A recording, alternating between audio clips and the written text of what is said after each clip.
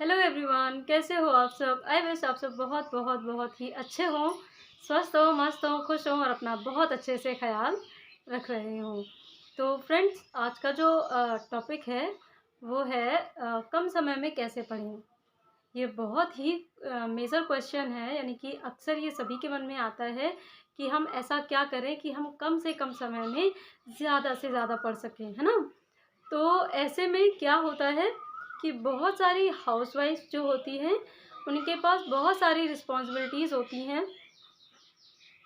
तो वो कहीं न कहीं अपना जो टाइम है वो घर की रिस्पॉन्सिबिलिटीज़, बच्चों के काम, हस्बैंड्स के काम, अदर रिस्पॉन्सिबिलिटीज़ निभाते-निभाते जब मतलब देखा जाए तो उनका दिन का समय बहुत कम बचता है जिसमें वो पढ़ाई करती हैं। उसके अलावा बहुत सारे ऐसे भी कैंडिडेट्स होंगे जो ऑलरेडी किसी जॉब में हैं और वो चाहते हैं कि वो इस जॉब से हटकर अपनी किसी नई जॉब की प्रिपरेशन करें। तो जॉब करते हुए भी बहुत कम सा समय मिलता है जिसमें हम अगली जॉब के लिए या नई जॉब के लिए या जिस जॉब में है उससे बेहतर जॉब के लिए हम प्रिपरेशन करें। और उसके अलावा बहुत से ऐसे कैंडिडेट्स भी होते हैं, ऐसे एस्पिरेंट्स भी होते हैं जिनके ऊपर एक ज़िम्मेदारी होती है कि उनको अर्निंग करनी है। चाहे वो फीमेल हो, चाहे मेल हो, दोनों की ही बात कर रही हूँ मैं। तो ऐसे केस में क्या होता है, उनको पार्ट टाइम जॉब करते हुए अपनी आगे की तैयारी करनी पड़ती है। तो ऐसे में आप क्या करें कि जिससे कम से समय में आप ज़्यादा से ज़्यादा पढ़ाई कर पाएँ। तो मैंने कुछ चीज़ें अपने पर्सनल एक्सपीरियंस के अकॉर्डिंग आप मतलब निकाल कर रखी हैं, जो मैं आपके साथ शेयर करूँगी। तो आप उन चीज़ों को फॉलो करके एक बढ़िया-सा अपना टाइम टेबल बना सकते हैं और कुछ टिप्स एंड ट्रिक्स हैं जो फॉलो करके आप बहुत कम समय में अपना बहुत अच्छे से सिलेबस तैयार कर सकते हैं। अपना जो सिलेबस है उसको कम समय में कंप्लीट कर सकते हैं और किसी भी एग्ज़ाम की कम समय में प्रिपरेशन कर सकते हैं। तो चलिए फटाफट से वीडियो शुरू करते हैं। और सबसे पहले मैं बताती हूँ कि कम समय में कैसे पढ़ा जा सकता है। देखिए, एक चीज़ होती है कि अगर हम कोई भी चीज़ कोई भी टॉपिक अगर एक बार पढ़ें और वो हमारे माइंड में बहुत अच्छे से फिक्स हो जाए, तो उसको हमें दोबारा नहीं पढ़ना पड़ता है और वो समय हमारा बचा लेता है ना? और अगर वहीं कोई टॉपिक ऐसा है जिसको हम एक बार पढ़ रहे हैं, हमें समझ में नहीं आ रहा है, दोबारा पढ़ रहे हैं तब भी हमें समझ में नहीं आ रहा है, 3 बार पढ़ रहे हैं तब भी समझ में नहीं आ रहा है, तो ऐसे में समय बार-बार लग रहा है उसको पढ़ने में और ज़्यादा समय देना पड़ रहा है, तब जाके हमें कुछ मतलब समझ में आ रहा है। तो अगर ऐसा हो कि कम समय में एक ही बार चीज़ें पढ़ें और जो है माइंड में अच्छे से सेट हो जाएँ, तो ऐसे में कम समय में हम आराम से अपना सिलेबस जो है पूरा कर सकते हैं। पर इसमें समस्या क्या आती है कि जब हम पढ़ने बैठते हैं तो अगर हमें किसी ने कुछ बुरा कहा होता है या हमारे बारे में कुछ नेगेटिव बोला होता है, तो वो चीज़ें हमारे माइंड में चल रही होती हैं। जब हम पढ़ते हैं तो हमारा ध्यान पढ़ने में ना होकर अलग थॉट्स हमारे माइंड में चल रहे होते हैं। तो ऐसे में भी हम जो भी पढ़ते हैं वो हमें समझ में नहीं आता है और फिर हमें बार-बार उस पे टाइम देना पड़ता है। उसके अलावा कई बार ऐसा भी होता है कि हमारे ऊपर बहुत सारी रिस्पॉन्सिबिलिटीज़ होती हैं जिनको हम मेहनत तो करते हैं पर पूरा करने में कहीं न कहीं असफल रहते हैं। तो उसकी चिंता भी हमारे मन में चल रही होती है। तो पढ़ते समय जब ज़्यादातर ये होता है कि जब हम पढ़ने बैठते हैं तभी हमारे माइंड में इधर-उधर के विचार जो हैं घूमते हैं हमारे माइंड में। तो सबसे पहली चीज़, आप इन सबको हटाने के लिए कुछ उपाय करें ताकि आप पर जब पढ़ने बैठें तो आप बिल्कुल एकाग्र मन से पढ़ें। ताकि आप जो भी चीज़ें पढ़ रहे हों वो एक बार में ही आप ग्रैस्प करते जाएँ और दोबारा उस पे आपको टाइम ना देना पड़े। तो इसके लिए आप क्या कर सकते हैं कि इधर-उधर के विचार मन में ना आएँ।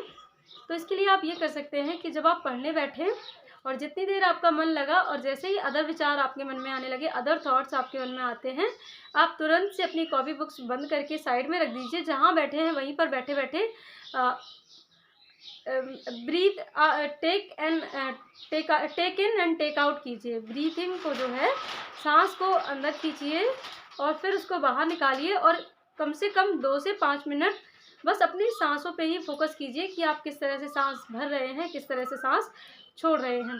2 से 5 मिनट अगर आप वहीं बैठे-बैठे जहाँ पर आप पढ़ रहे हैं, इस तरह से कर लेते हैं तो आप थोड़ी देर बाद देखेंगे बहुत आपको रिलैक्स फील होगा और इधर-उधर के जो भी आपके थॉट्स होंगे वो नहीं आएँगे आपके मन में और आप पढ़ाई अपनी कर पाएँगे।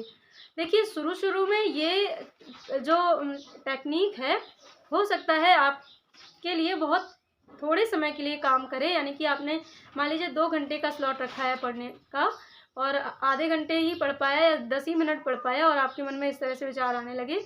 फिर आपने 5 मिनट का मतलब साँस को अंदर खींचा, साँस को बाहर छोड़ा। इस तरह करने के बाद आपने मुश्किल से 15 मिनट और पढ़ाई कर पाई, फिर से आपके मन में वही सारी चीज़ें घूमने लगीं, तो आप इसको फिर से ऐसा ही कर सकते हैं। तो शुरू-शुरू में आपको थोड़ी-सी मेहनत करनी पड़ेगी, पर जैसे-जैसे आप मतलब प्रैक्टिस करते जाएँगे, आप अपने जो थॉट्स हैं, उन पे कंट्रोल मतलब करते जाएँगे। वैसे ही आपका कंट्रोल जो है आपके थॉट्स पर होता जाएगा और फिर धीरे-धीरे आपके थॉट्स आपके पढ़ते समय आपके मन में नहीं आएँगे इधर-उधर वाले थॉट्स। ठीक है? तो शुरू-शुरू में हो सकता है थोड़ी-सी मेहनत लगे तो आप कर लीजिएगा, फ्रस्ट्रेट मत होइएगा कि मैंने तो इस तरह से किया पर फिर भी वही चीज़ें हो रही हैं। तो शुरू-शुरू में हो सकता है थोड़ा समय लगेगा पर बाद में सब बढ़िया हो जाता है। उसके अलावा गर्मियों का सीज़न है तो आप पानी बहुत से ज़्यादा पिया कीजिए, ये भी आपके लिए बहुत अच्छा रहेगा। तीसरी चीज़ क्या होती है कि आप जब सुबह उठते हैं तो अपना डे प्लान कर लिया कीजिए। जब डे प्लान कर लेते हैं तो हमें उसमें से एक सही सा समय पता चल जाता है कि हमें कब मतलब फ्री टाइम मिलता है, कितना टाइम हम इधर-उधर वेस्ट कर देते हैं और कितना समय हम अपनी पढ़ाई के लिए दे सकते हैं। एक चीज़ ये हो जाती है। उसके अलावा और कुछ चीज़ें ऐसी होती हैं जैसे कि मान लीजिए आपको जो भी सब्जेक्ट पढ़ना है उसकी आप टॉपिक वाइज़ लिस्ट बना लीजिए और जो भी टॉपिक आप कंप्लीट करते जाते हैं उस पर टिक लगाते जाइए। तो इस तरह से भी आप एक आपके माइंड में एक चीज़ चलेगी कि हाँ, मैंने यहाँ से लेकर यहाँ तक मतलब सिलेबस जो है वो कंप्लीट कर लिया है, तो आपको उससे भी बहुत ज़्यादा हेल्प मिलेगी। मतलब अपना सिलेबस कम से कम समय में कंप्लीट करने की। और कभी-कभी बीच-बीच में एक अपने आप को एक चैलेंज दिया कीजिए कि हाँ, मुझे आज इतने से इतना पढ़ना ही है किसी भी हाल में। तो जब हम चैलेंज अपने माइंड को देते हैं, तो हमारा माइंड इस चीज़ पर फ़ोकस रहता है कि ये मेरे लिए चैलेंज है और इसको मुझे कंप्लीट करना ही है, किसी भी हाल में। तो कई बार हम अननेसेसरी थिंग्स जो होती हैं उनको मतलब अपने पढ़ाई से थोड़ा-सा दूर रखने की कोशिश करने लगते हैं और बहुत सारी चीज़ें ऐसी भी होती हैं जो हमारे लिए इम्पोर्टेंट नहीं होती हैं और जब हम अपने माइंड को चैलेंज दे देते हैं तो उस टाइम पे वो जो अनइम्पोर्टेंट थिंग्स होती हैं, उनको हम साइड से करने लगते हैं। तो इस तरह से हमारा टाइम जो है हमारे पढ़ने के लिए धीरे-धीरे कंज़्यूम होने लगता है, हम अपने पढ़ने के लिए टाइम डिवोट करने लगते हैं। तो इस तरह से आप कुछ चीज़ें करेंगे तो आप देखेंगे कि आप अपनी पढ़ाई को कम से कम समय में कंप्लीट कर पा रहे हैं। और कुछ चीज़ें हैं वो ये कि जब आप जैसे आपने खाना खाया मतलब तो आप खाना खाने के तुरंत बाद मत पढ़िए।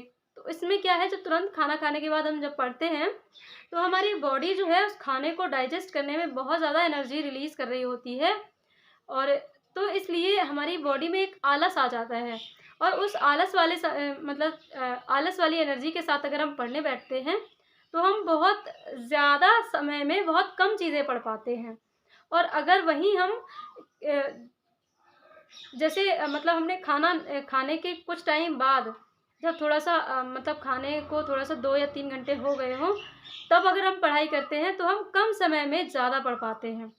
तो यही होता है जब हमारा ब्रेन थोड़ा-सा एक्टिव हो, हमें उस समय को भी पकड़ना होता है कि किस समय में हमारा ब्रेन जो है बहुत ज़्यादा एक्टिव होता है, किस समय में हमारी बॉडी पूरी बहुत ज़्यादा रिलैक्स रहती है, हमें उस समय को भी ध्यान में रखना होता है।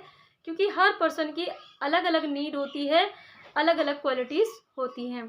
तो अगर हम अपनी क्वालिटीज़ को थोड़ा-सा फाइंड आउट करने लग जाएँगे, अपने आप को थोड़ा-सा समझने लगेंगे और कुछ चीज़ें अपने आप को जो है या यूँ कह लीजिए अपनी ज्ञानेंद्रियों को अपने कंट्रोल में करने लगेंगे।